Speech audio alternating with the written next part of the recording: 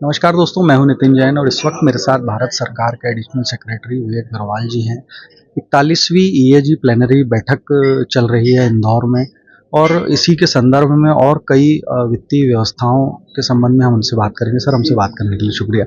सबसे पहले मैं ये जानना चाहूँगा कि किस तरह के सवाल और किस तरह के जवाबों के साथ भारत का प्रतिनिधिमंडल इस बैठक में शामिल हुआ है?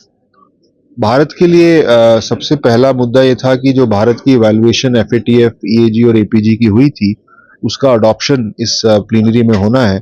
तो भारत का प्रतिनिधिमंडल तैयार था कि अगर कोई किसी डेलीगेशन के मेंबर का क्वेश्चन हो, जो इवैल्यूएशन के विभिन्न पहलू हुए, जो जो मुद्दे उसमें चर्चा हुए रिपोर्ट में, या किसी पर्टिकुलर इशू पे कोई मतभेद हो, उसके बारे में हम तैयार रहें। तो डेलीगेशन ने पूरी तैयारी कर रखी है।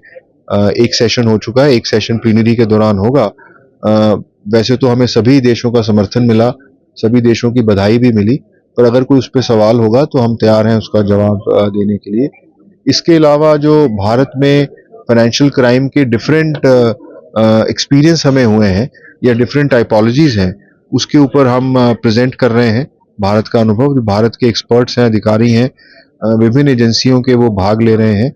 हमारे जो नारकोटिक्स कंट्रोल के ऑफिसर हैं, हमारे ईडी के ऑफिसर्स हैं, फाइनेंशियल इंटेलिजेंस यूनिट के ऑफिसर्स हैं, एनआईए के ऑफिसर्स हैं, इंटेलिजेंस ब्यूरो के ऑफिसर्स हैं, जो हमारे रेगुलेटर्स हैं, आरबीआई और सेबी, उनके अधिकारी हैं। तो सभी जो हमारी एजेंसीज हैं जो मनी लॉन्ड्रिंग को काउंटर करने के लिए और टेरर फाइनेंसिंग के मैनेज को रोकने के लिए काम करती हैं, उनके सबके प्रतिनिधि भारतीय प्रतिनिधिमंडल में हैं। और विभिन्न चर्चाओं में जो हमें इंटरवेंशन करने हैं, वो तैयारी से इंटरवेंशन कर रहे हैं। सर, एक चीज़ जो साइबर फ्रॉड की भारत अभी इस वक्त इसमें जिससे जूझ रहा है, इसमें एक बड़ी दिक्कत ये आ रही है कि पहले जो साइबर फ्रॉड छोटे या स्मॉल स्केल पे होता था, अब इसमें इंटरनेशनल गैंग्स और चाहे चीन या कंबोडिया के गैंग्स की बात की जाए, वो इन्वॉल्व हो गए। बड़े लेवल पे हमारी जो सामाजिक व्यवस्था है उसको नुकसान पहुंचा रहे हैं, चाहे वो फर्जी लोन ऐप हो। इसको लेकर किस तरह के प्रयास हम कर रहे हैं? जो साइबर फ्रॉड के जितने पहलू हैं, उन पे हर पहलू पे भारत सरकार काम कर रही है। I4C की स्थापना हुई है। टाइमली रिपोर्टिंग होने पे अकाउंट फ्रीज होके पैसे को रिकवर करने की व्यवस्था बनाई गई है।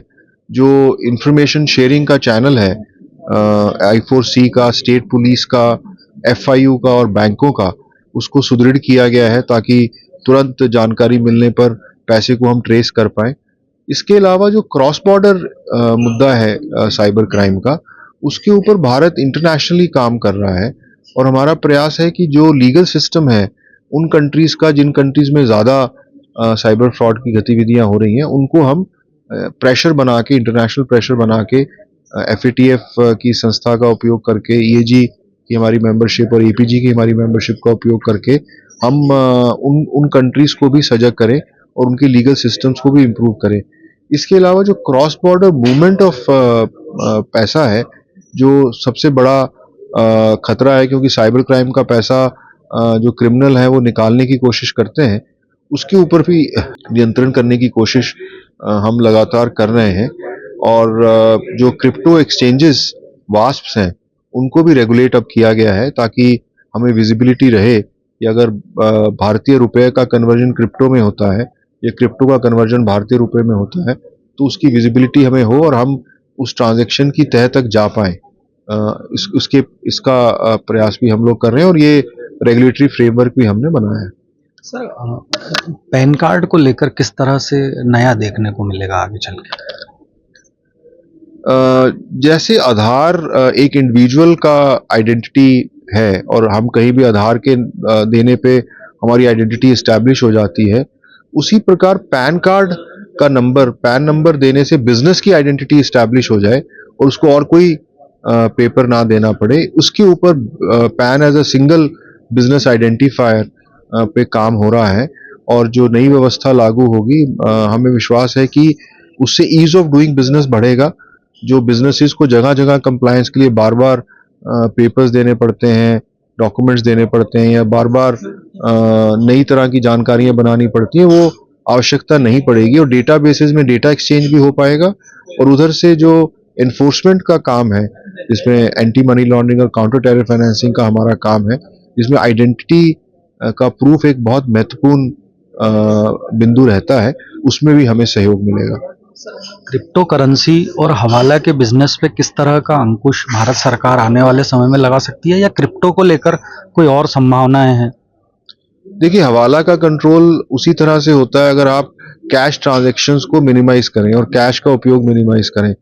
तो सरकार डिजिटल पब्लिक इंफ्रास्ट्रक्चर और डिजिटल पेमेंट सिस्टम्स को आगे चल के और स्ट्रेंथन करती जा रही है, और आपने पिछले 10 सालों में देखा बहुत बड़ा मूवमेंट डिजिटाइजेशन का और जनधन का हुआ। तो भारत उसी मूवमेंट को आगे बढ़ाता जा रहा है।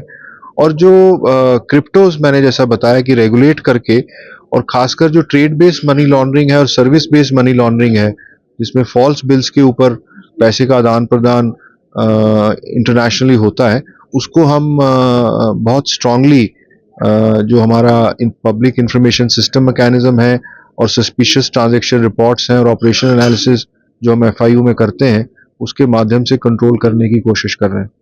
सर, हमसे बात करने के लिए शुक्रिया। ये थे विवेक अग्रवाल सर, जिन्होंने हमें बताया किस तरह भारत जो है वो आने वाले समय में टेरर फंडिंग और मनी लॉन्ड्रिंग से जुड़े हुए कुछ बड़े कदम और उठाने जाएगा। मेरे सहयोगी देवेंद्र मालवीय के साथ मैं Nitin Jain, HB TV news के लिए।